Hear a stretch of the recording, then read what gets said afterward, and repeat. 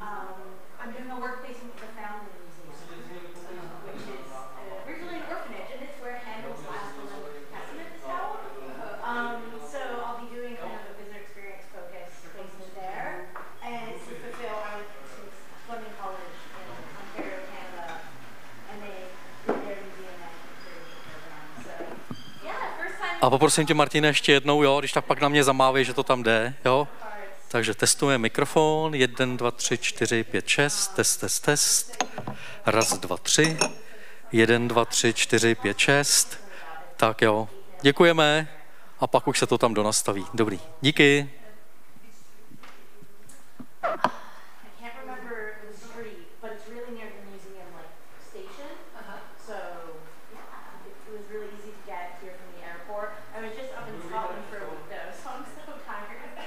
I literally got back from Scotland, and even though I was flying out in the morning, there's a rail strike in the UK right now, so I actually have to sleep over at the airport. Everyone was sleeping just at Stansted Airport, like on the ground. So I'm glad I got here yesterday, so I could like go to sleep. And I am so it's on and off, so it's very funny because it will be like one day's rail strike, then it's like an underground strike in London. I was like, I just moved back because I'm from the UK, but when I was a kid in the 90s, it was very different. And now it's like, I finally got to London. There's a strike every other day. And inflation is up 10%. It's great. But then I get to know all these museums, so I guess it's worth it. And yeah, I'm the only one of my classmates over here, so I told them, like, I'll make a little vlog and tell you all how it goes. Ontario, Canada. I mostly lived in Hamilton, Toronto, but now I'm over in UK and London. So, you know, it's funny that if you from far away, you start to remember other people who I met before they came from Canada. Yeah, and a great country.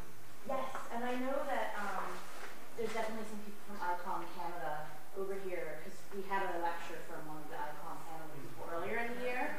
I applied for the bursary like the ICOMs, but I didn't quite get it. That just means that someone else from Canada is here on the bursary, so it's super fun. I've been planning this for like a few months now, so it's just good. I think I'm going to really enjoy it. I'm kind of listing all of the talks I want to attend. Of course, it's so hard because you're like, these are both at the same time, and I have to do both, but that's okay.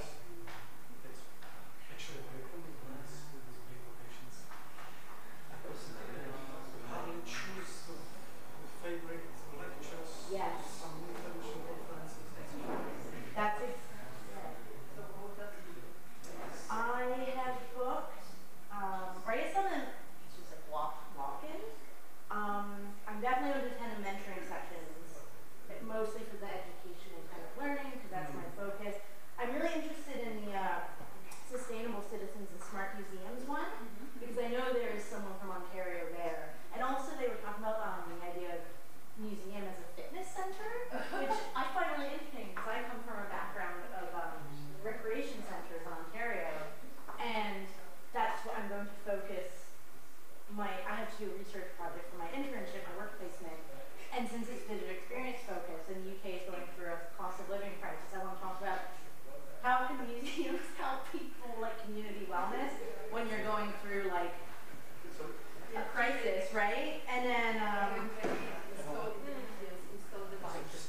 And instead of say the entrance is free, but we have to buy exactly, or even just like affordable, like how I know I've looked how a lot of museums in the UK, the cafe will say like, oh, we source the food from local farmers, and then like it meets these nutrition things.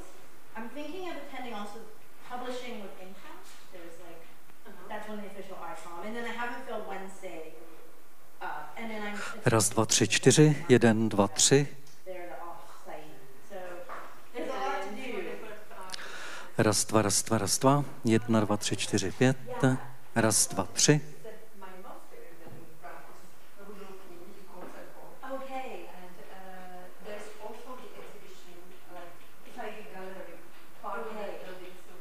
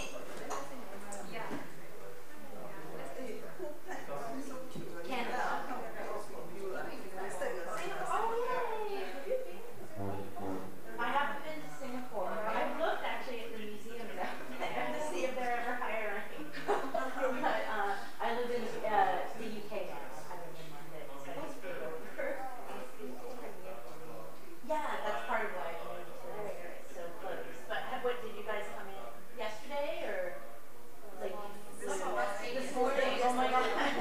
So you must be quite tired. A long flight. So I mean, Okay, surviving. yeah. Okay. How about you? I came yesterday from London, but right now in England, all the train lines are on strike. Oh, So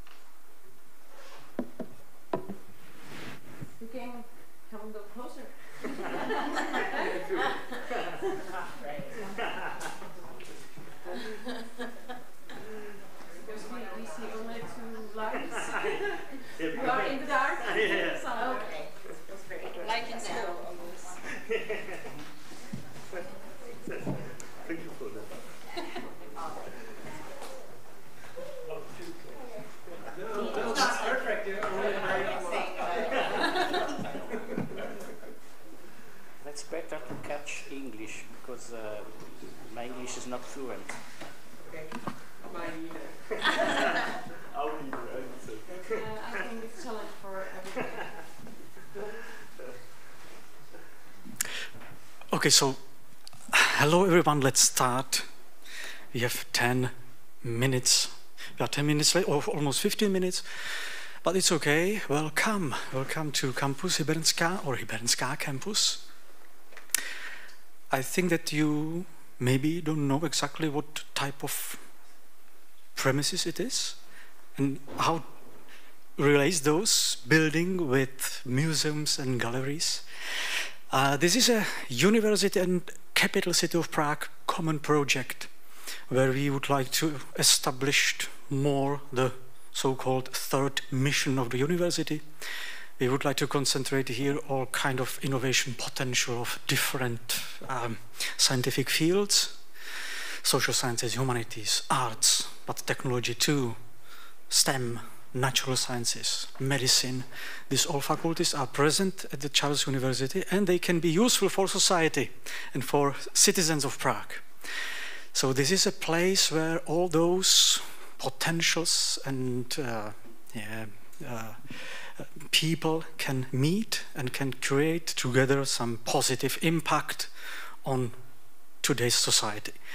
And arts, memory organizations, they are also involved, of course, especially with the contribution of the Faculty of Arts. We have here one representative let me please not to say your name incorrectly.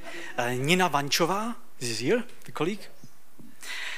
And then the Faculty of Arts were able to establish a very, very unique research project together with other stakeholders. Victor Portel, this is a representative of Postbellum, or Memory of Nations, and Jan Hrdlička, he's a CEO from the 3D Sense studio, or... You can call it basically whatever you want. Okay, series. It is studio and it is company. Yes, 3D Sense company. Okay, so that's the information to this event and occasion. But before we start, I would like to ask you, where are you from? If you know each other in this group, not yet. Okay, it will be maybe a good start to know to whom you are speaking, in order to maybe focus your speech towards the audience. So I would like to ask you, maybe hands up from those of you who are coming from Asia, let's say. Okay. The third row. From North America. Okay, South America. Africa, is here someone? Okay. Europe. European Union. Czech Republic. Okay.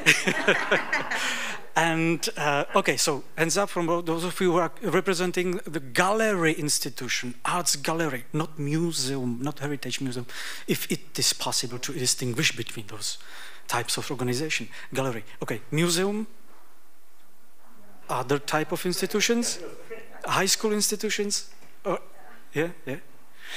Okay, and then we can maybe give opportunity to three of you to say your name, your affiliation, your organization. 3 sentences about you maybe. Okay. My name is Julia Stacy. Not 2 first names. Last name sounds like a first name. I'm going on here, apologies. I am from Canada, where I have been attending Fleming College Museum Management Curatorship, but I am now living over in London, UK to complete a work placement focused on visitor experience, I think, at the Foundling Museum. So, yay. Okay, thank you. Can you show your face to our audience? Yeah. Nice to meet you. Is there someone else who would like to say us a little bit words of it? Hello, I'm Basia Gołębiowska from Poland. I'm working in a museum of Józef Piłsudski in Sulajówek. It's very close to Warsaw, it's a small city. And the museum is devoted to one of the heroes of Polish history, the father of Polish independence, like Masaryk in Czech. And I'm very interested in the subject because we are also creating in the museum the map of memory of Józef Piłsudski places. So that's why I'm very, very interested in what you are doing here. Thank you. Thank you very much. And we have under microphone. Thank you. Last opportunity before the breaks will come. Hello, everyone. My name is Danilo Lovisi. I'm cultural director of a foundation based in Cameroon, Africa. And the foundation's name is Fondation Gacha. And we work mostly on transmission, protection of tangible and intangible heritage in Cameroon. And we are building a new cultural center in Paris. So that's why I'm very, very interested on this subject, because we work a lot of memory and intangible heritage in Cameroon and diaspora in France. Thank you. Okay, thank you very much. We are from Singapore Discovery Center, the three of us. There are 3 reps here.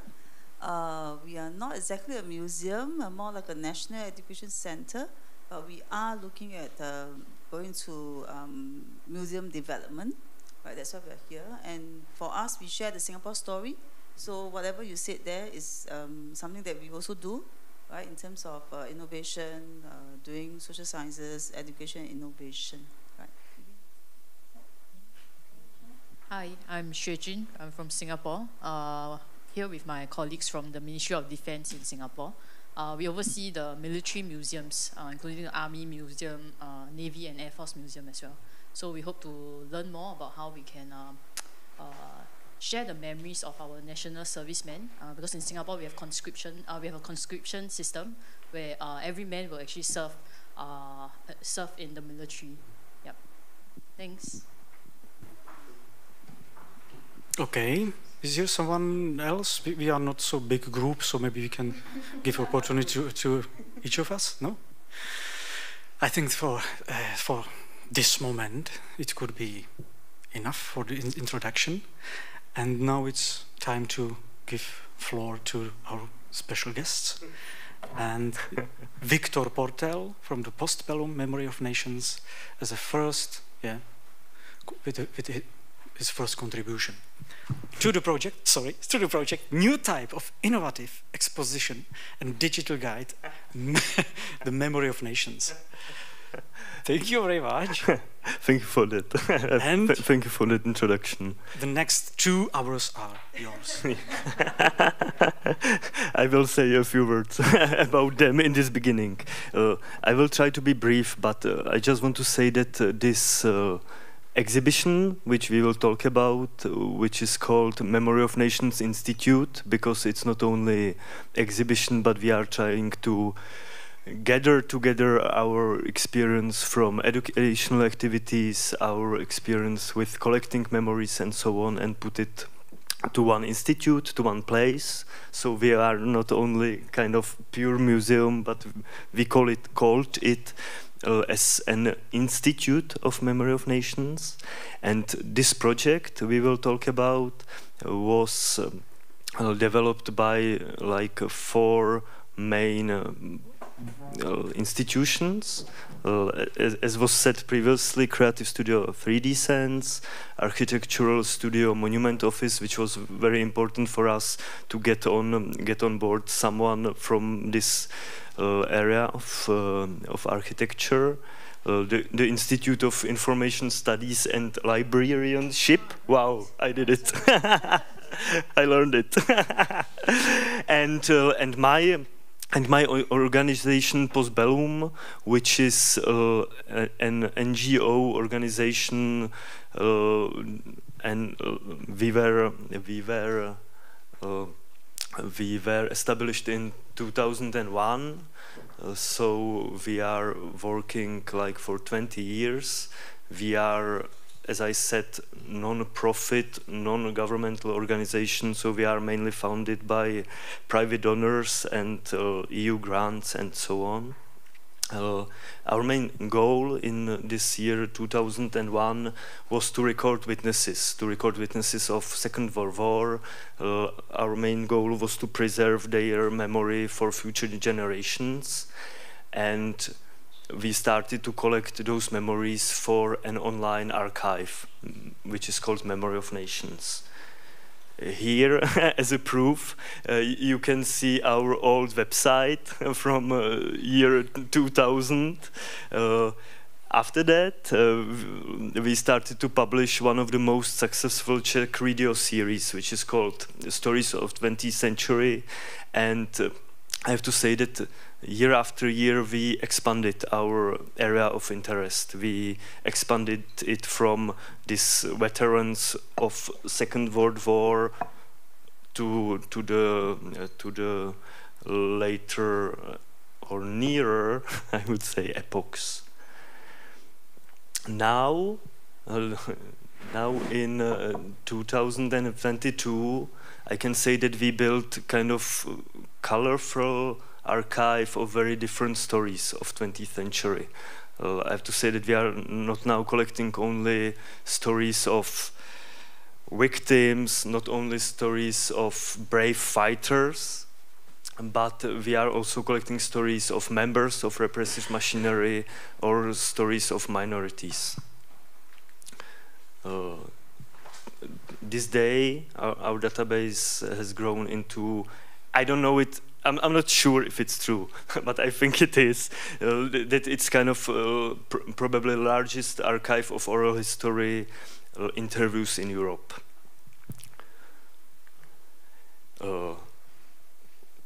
In connection to that, I have to say that in recent years we are trying to export our know-how with oral history interviews abroad. We cooperate with NGOs or individuals in Myanmar, Belarus, Cuba, and Ukraine. And our effort is not only to record or learn, teach them how to record the stories, but to help them to preserve their national memories and to get to them our know-how with telling the stories to society.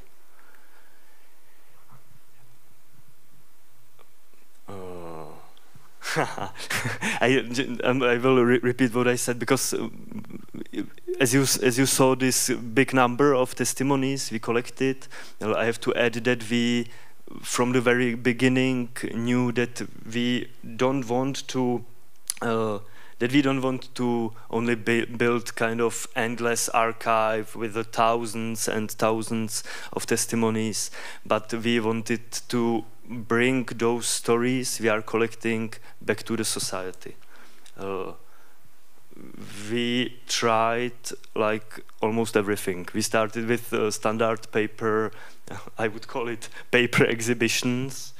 We later started to develop huge projects. This is a project of kind of fake concentration camp which we built on one of the biggest Prague squares, and inside this barracks there was standard paper exhibition telling the stories of witnesses.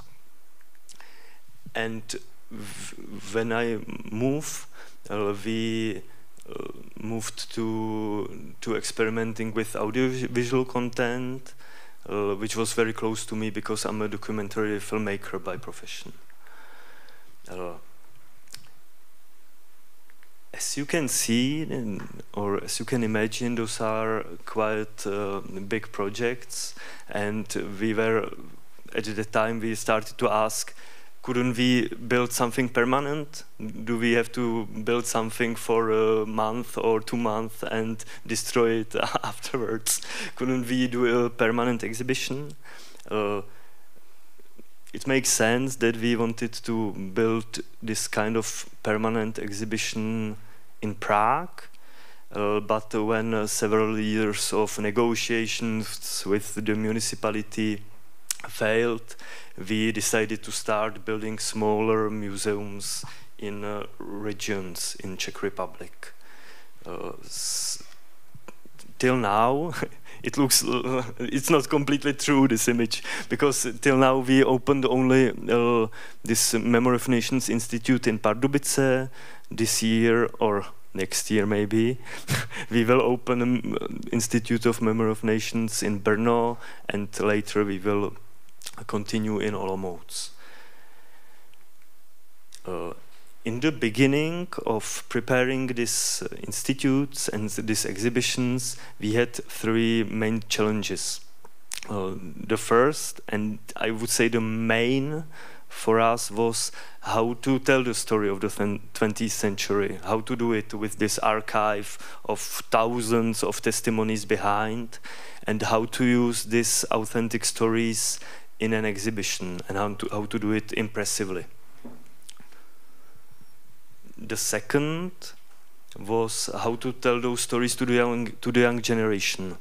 What should be the role of interactivity, and will not this interactivity kill the whole stories, kill those stories we collected?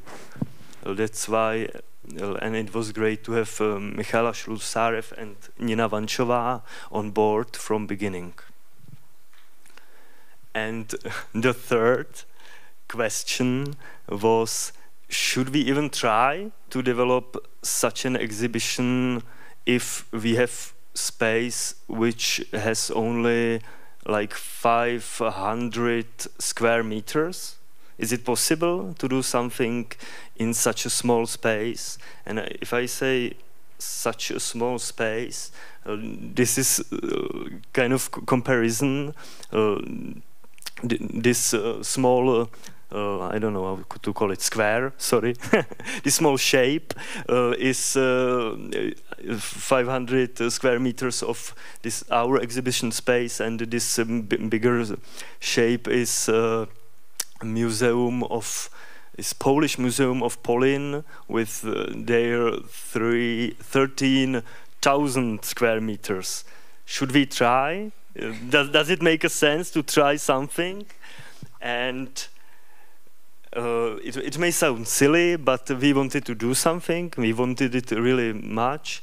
So we trusted that in combination with new technologies, we can go on somehow. And that's the reason why it was very, very important for us to have on board 3D Sense as a creative studio which has experience with this kind of stuff.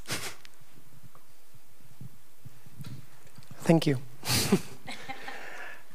I'm Jan. I'm co-founder and half owner of the 3D Sense studio company, however you call it. As Victor already said, we are a partner in the Memory of the Nation Institute, which I will address just as an institute or institutes or exhibition, because it's so hard for me to pronounce it. The Memory of Nations Institute. So when I talk about exhibition or institute, I mean this.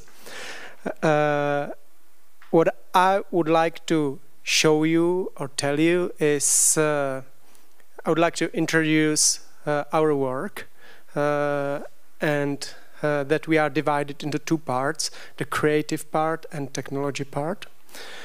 And I'd like to tell you or present you one experience we gained during our 12 years history, and that's that you, especially when the project is novel or non-trivial, you cannot separate technology from the content and vice versa. It's a really bad way to do a museum, in my opinion. So even though we have a phrase creative technology in our logo, and in fact technology in the museums is what feeds us, it's our job, I still chose the headline, How Technology in Museum Kills Beauty, Experience, Information and Content. So basically I'm against myself. But here, before I show you our previous work, I would like to ask you about your opinion on this. If you do agree or if you don't agree, if you have any experience with that as a visitor or institution manager or maybe even a creator. So can you tell me something about it? Can we have a hands-free microphone? Oh, it's not hands-free, just microphone. Handy. There. Hi, I'm Bin. I'm from China, but I'm doing my PhD in London. And there's one experience that I found out in my PhD study. There's a technological storytelling pool in the museum. It's targeting children.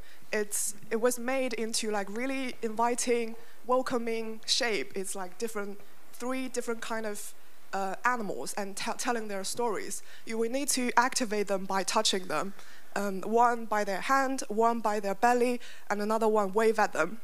But actually, in my study, I look at children aged 2 to 4 years old. All they wanted to do is to turn them on and switch them off. So there's one child, one boy, trying to turn it on, but you can't really switch it off. You will only automatically switch off after they tell the story. So they play with it for quite a long time, and the boy asks, "Mommy, how can we turn it off?" It's happened quite often. I have 15 families, and almost all the family have a similar experience.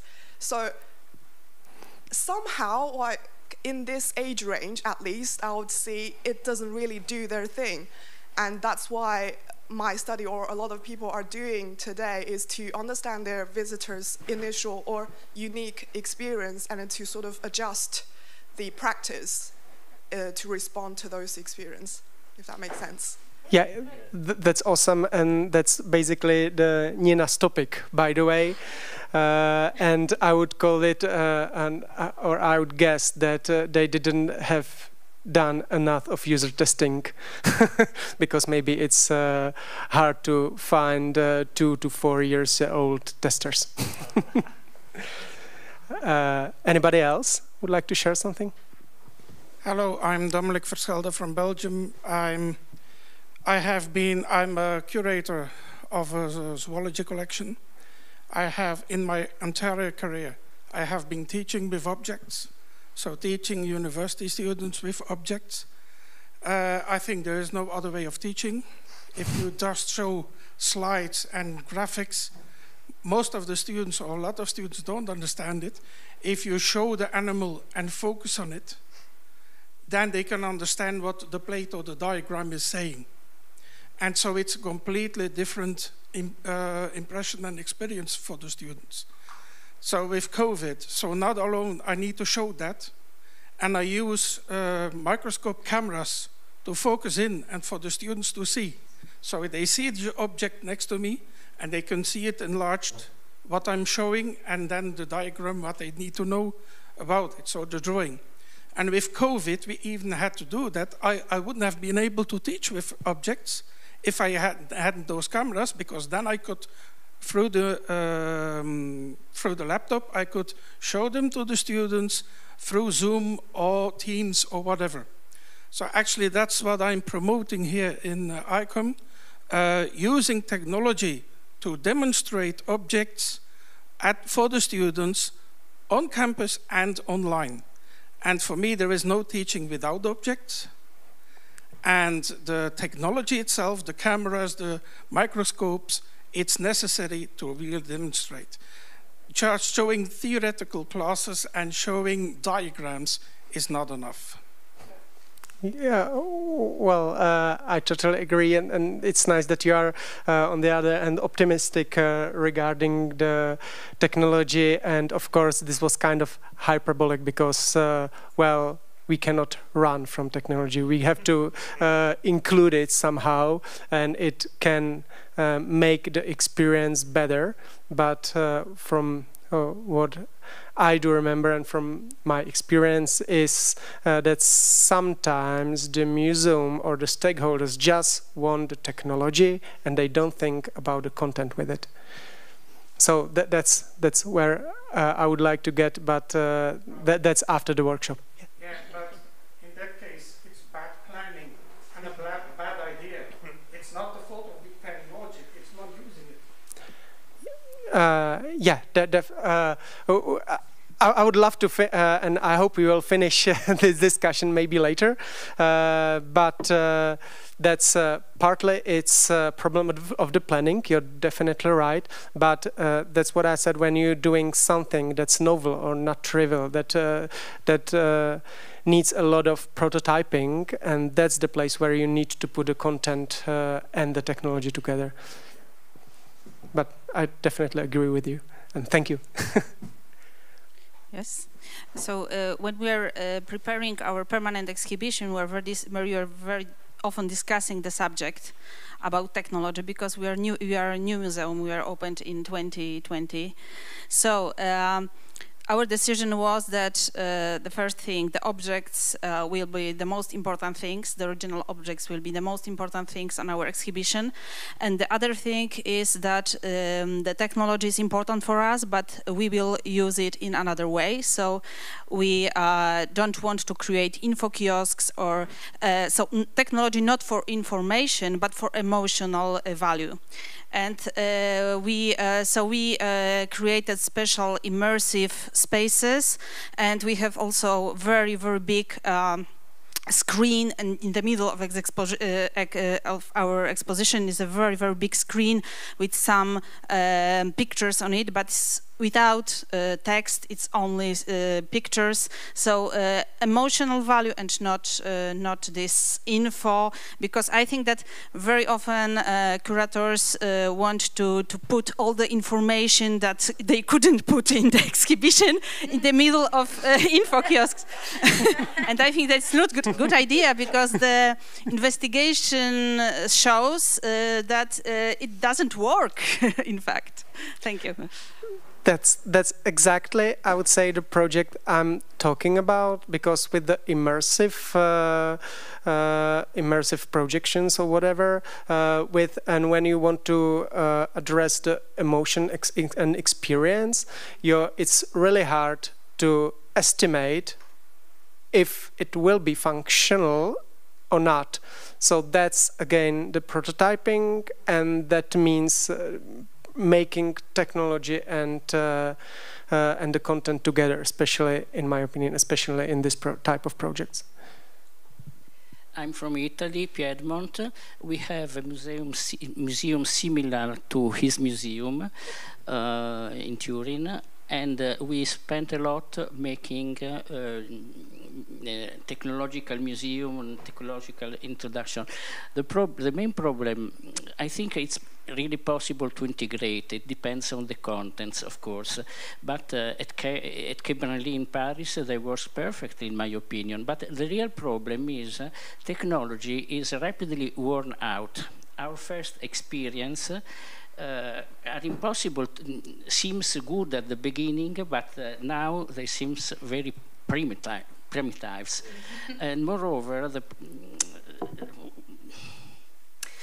we spent a lot in a museum in a valley which was entirely technological, but the machinery didn't work. And when we wanted to repair it, there was not the 3D organization. The studio faded. So this is a problem. This is the main problem with it, not the contents or the. I would maybe add that the technology wears out. Of course, it may be just a matter of service or something, but also it wears out in general. So in 5 years or 7 years, when it's not really working closely with the content, it's boring, because everybody knows the technology, and when the content is not good enough, or it doesn't work closely, it's just boring later. Okay, sorry. I will go on. Thank you very much for for all your views on this. So I'll jump into our work. As I told you already, we are creative part and technology part. The creative part usually curates and develops original concepts, often for the light festivals, events, or museum exhibitions. And with the original concept comes the video content, lighting design, sound design, etc. This one is in Melbourne in Australia in Light Festival. This one was made from Haslev city in Denmark. Again, this we prepared and we prepared this project from the scratch. I don't want to talk about it more because we don't have time for that. Often we include interactivity in the projects. This is the minigame in the Signal Festival in Prague, Light Festival. And this is another game, this time in Stockholm Library.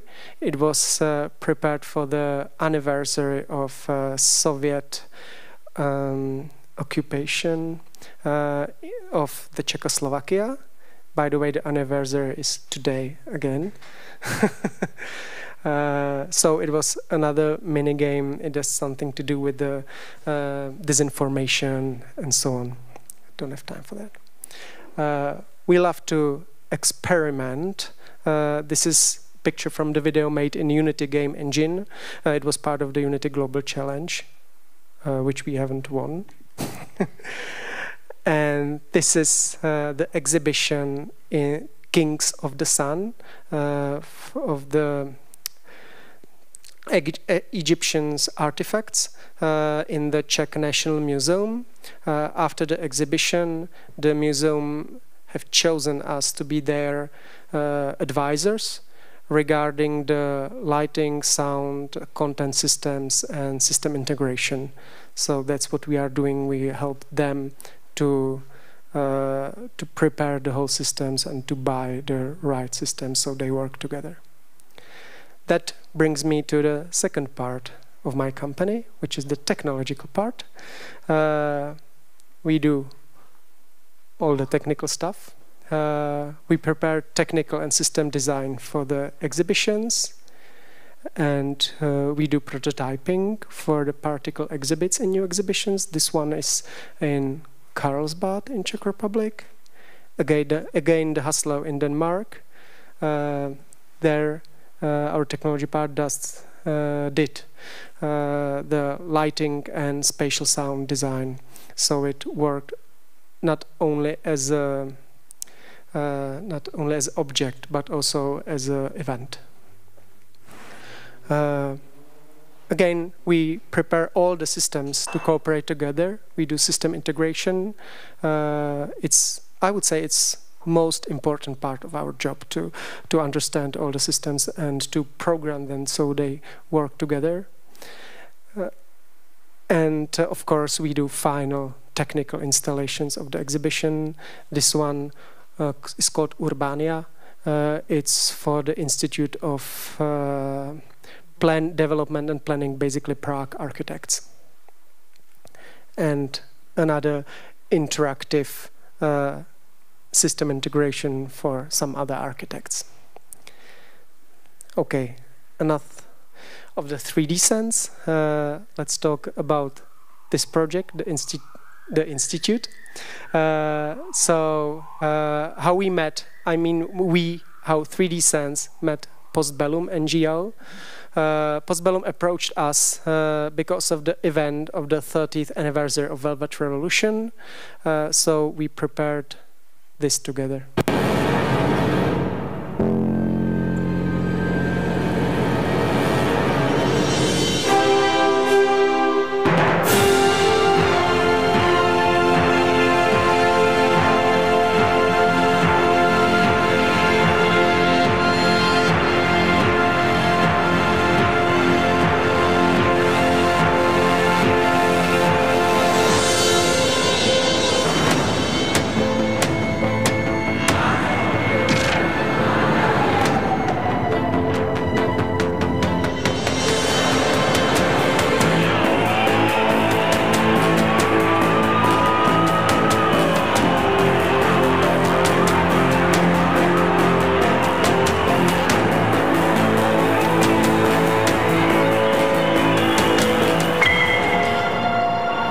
ruce. Nemáme nic, co bychom mohli proti nim, jenom svoje srdce, svoji paměť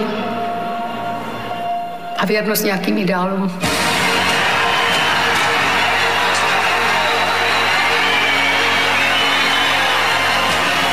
A začali tam do nás bušit. Tam šlo opravdu o život. My jsme si mysleli, že bude občanská válka. Chodili tam lidi s rozmlácenými držkami od krve, my jsme to točili. Policie kope holky z pusí, vlastně tryští krev. U nás ty kluci většinou nikoho nezatýkali. Jsme hájili vlastně to zřízení, tady bylo. Tam byly jejich děti. Okay, this event was, I would say, huge success, mainly because of the emotional content of the Postbellum, still vivid in our minds. It's just 30 years ago,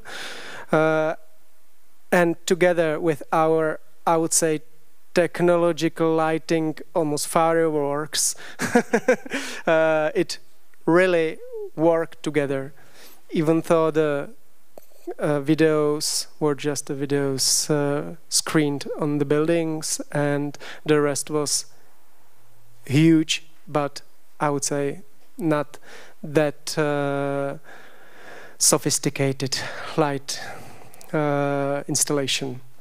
But as it worked together, Postbellum decided they want us to help them with the institutes as a technological partner. So we became a technical partner and we got funding together with Postbellum. And our responsibility was at the beginning, because I will get to that, technology ideas, consulting, prototyping, installation, service, almost no exhibits content. That was just what Postbellum wanted to do. Ring a bell, technology is ours, content is theirs, let's see how it works together. I'll get to it after the workshop, when I'll tell you my small fuck-up night.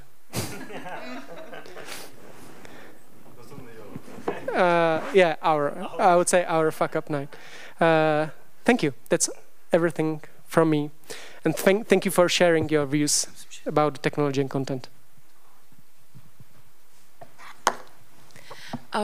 You maybe mentioned that we don't speak a lot about what we did in our exhibition. It's by purpose, because we want you during the workshop try to figure out how to do it with our materials. So we are talking here most in general. Yeah, and then after the workshop we will show you what we did. Okay, first it's nice to see you all, and I will talk briefly about the role of Faculty of Arts in the project as one of the 3 or 4 main contributors. Our main role was to ensure that the new trends and latest best practices in exhibition design were followed. Yeah, and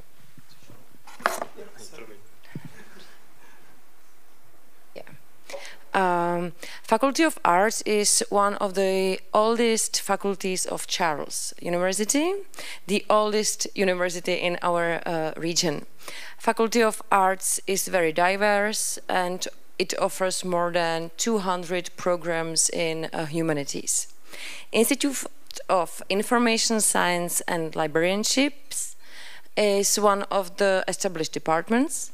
A part of the professional education of librarians, we focus largely on information science, digital humanities, book history, and technology in many layers of current society, like education, museums, or game industry. My name is Nina Vančová. I focus on new media and technologies in museums, in traditional physical exhibitions, as well as online virtual exhibitions. I think that by adopting new media and technologies in a meaningful way, we are enabling better educational outcomes and offer more engaging and complex experiences. Let me introduce my dear colleague, Dr. Michaela Slusarev, who is enjoying well-deserved time off in these days. She specializes on technologies and children and in serious games. I don't know if you know, serious games are a special genre of computer games with educational purpose. She tries to maintain balanced view of positive and negative features of technologies, and she is also very active in educating general public in healthy approach in digital media. Faculty of Art has several key roles in the project. Our cooperation started at the very beginning of the project when we formulated the grant proposal, and I think this is very important and sometimes is not it's not like this. Yeah, you can came into the project and okay, let's do it, and we don't discuss it before the grant proposal. We brought in consideration new trends in museums, such as visitor-centered design, and I think many examples of best practices in new media and technology adoption. We also engaged it with real visitors as much we could. We conducted quantitative and also qualitative researches, which provided us priceless findings about real demands and needs. Apart of these general and ongoing inputs, we worked with our students and designed a couple of solutions. I will talk about them later. Of course, I have to say everything was not only great and smooth. We had to overcome some problems, deal with difficulties due to COVID pandemic, harmonize our different working cultures, and accept wider institutional goals of all involved organizations. I already mentioned some of key principles of new exhibition approach, and let me sum up it properly. We wanted to make an exhibition with respect to different target groups and offer multi-layered content. We wanted to attract visitors' attention by providing them opportunities for participation and facilitate discussion. We also focused more on emotions rather than information, and provided deep personal connection with the real witnesses. The main source for the exhibition is a digital collection, Memory of Nations, which consists of audio and video records of witness stories. So we knew for the very beginning that the exhibition will be very digital. And for balancing the experience, we were offering also analog activities, especially for families and groups, because we took into account the social dimension of a museum visit. We managed to open the first Institute of Memory of Nation in Pardubice with the new exhibition, and we paved the way to open more in the future.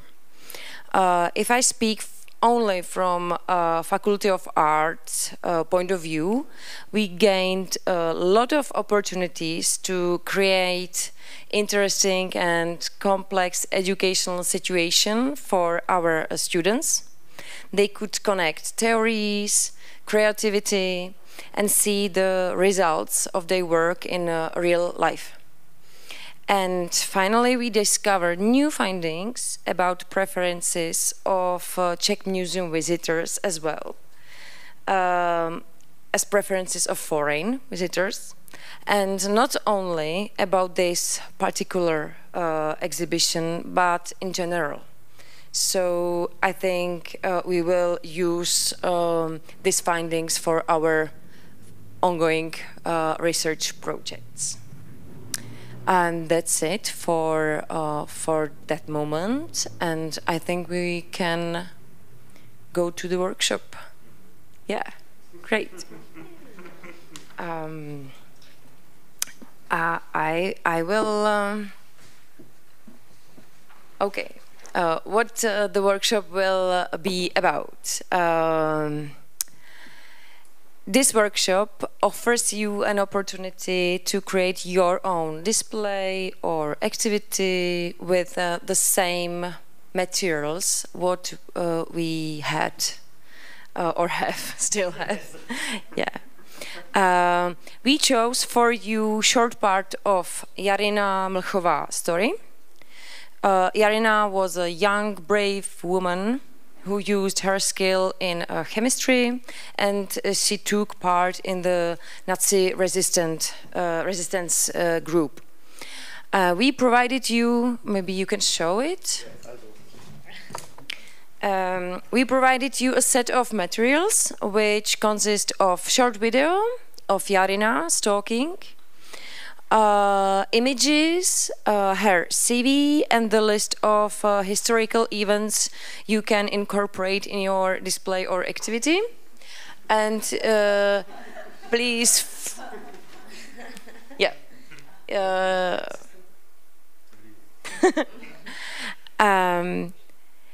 You can make a standalone display as you want, or an activity, or you can prepare a whole concept of a new exhibition, or you can make something just online, not for the physical space. It's up to you.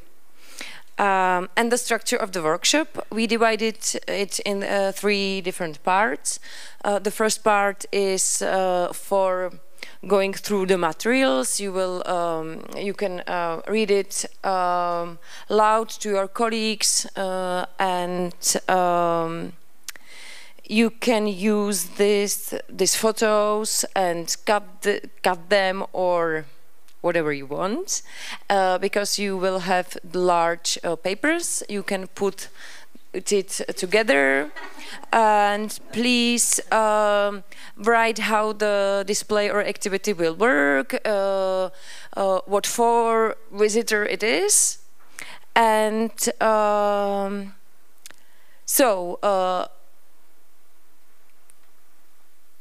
at the end of the second part of the workshop, please make the decision what will you do.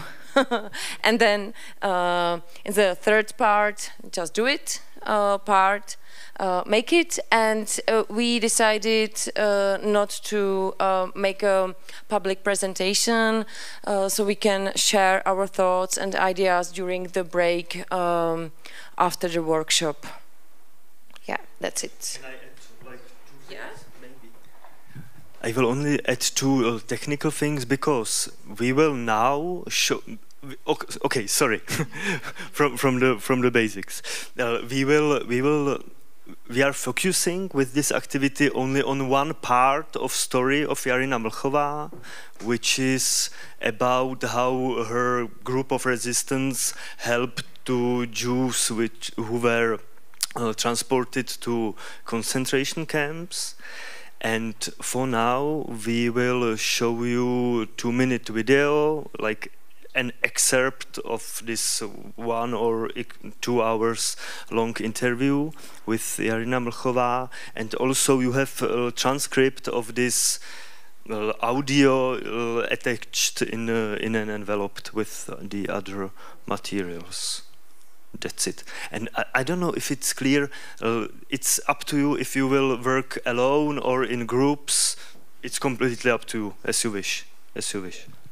And of course, if you don't want to participate in this workshop, you can enjoy the one of our installation, and you can come back if you are interested in the rest of the story and what we did in the exhibition.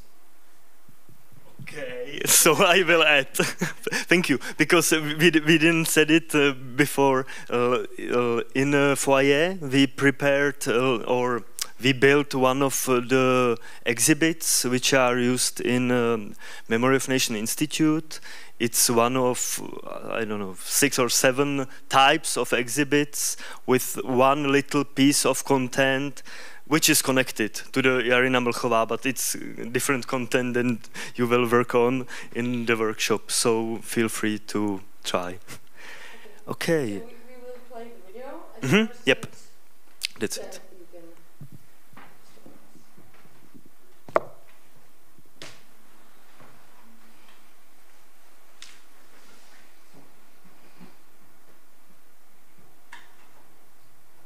V první řadě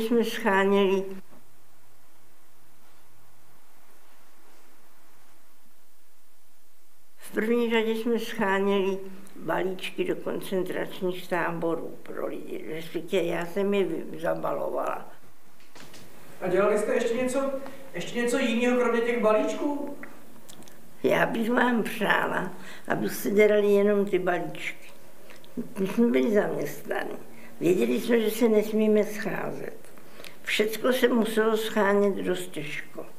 A scháněly se těžko i peníze, protože třeba na vypravení toho balíčku jste musel mít, já opravdu si to nepamatuju, kolik se platilo na té poště, poměrně dost.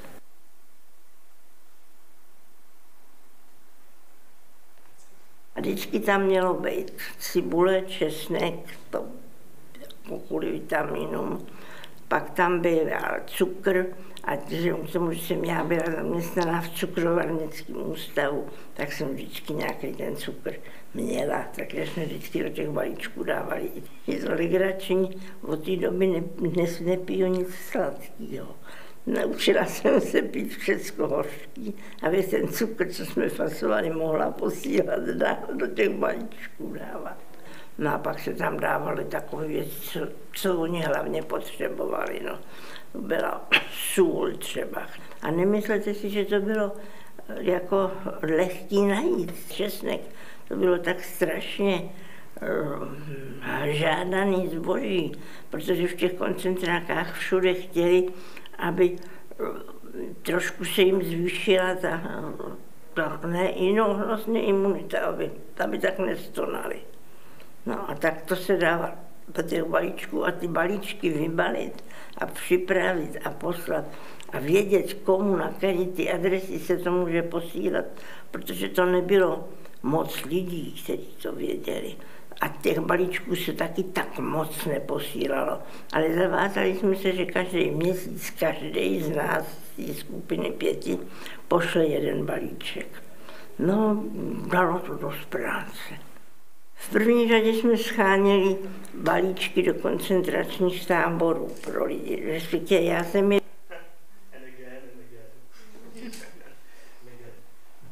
Okay, so we have prepared envelopes for each group, I would say.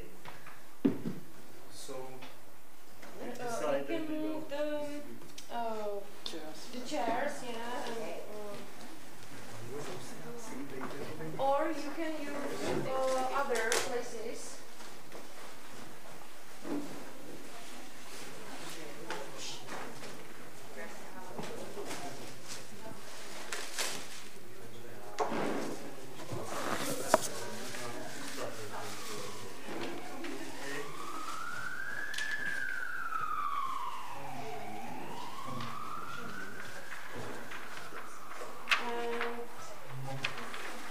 You will have time to 3 p.m. and then we will have a half hour break. So I think you have got 50 minutes. It's okay.